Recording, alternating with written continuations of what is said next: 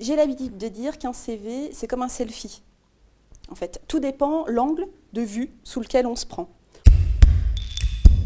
Bonjour, je suis Audrey Valto, enseignante en communication au département réseau et télécommunications. Première chose à avoir toujours en tête, c'est qu'un recruteur passe 30 secondes en moyenne sur un CV. Ce qui veut dire qu'on va éviter de lui faire perdre du temps, on va éviter de le faire calculer, quoi que ce soit. Donc, on ne va pas mettre des dates précises du type « telle expérience, je l'ai réalisée du 2 juillet au 28 août ». Non, on va lui dire « été », entre parenthèses, 2 mois. Ça va suffire. Les deux mots qu'on a toujours en tête, c'est précision et concision. Je pense notamment à la rubrique « expérience professionnelle ». Par exemple, si vous n'avez que des stages dans votre expérience professionnelle, ça ne sert à rien de mettre un titre « expérience professionnelle ». À ce moment-là, on va l'appeler « stage », cette rubrique.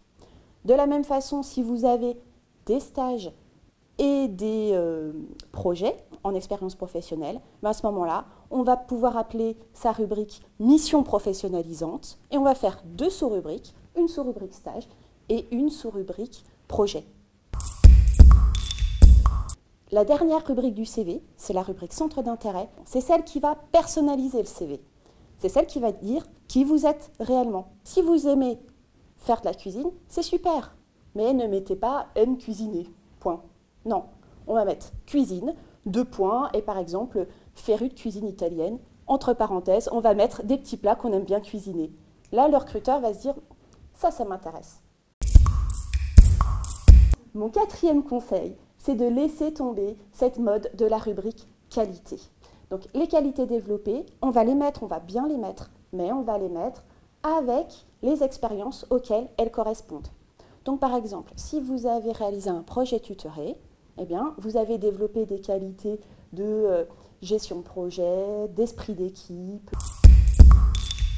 soigner son accroche. L'accroche, c'est quoi? C'est le titre qu'on a au-dessus du CV. C'est le guide pour le lecteur, pour le recruteur du coup. Donc l'astuce, c'est de lui dire effectivement le domaine dans lequel on recherche, mais ensuite, comme c'est un guide, on va mettre une deuxième ligne dans laquelle on va lui glisser notre point fort.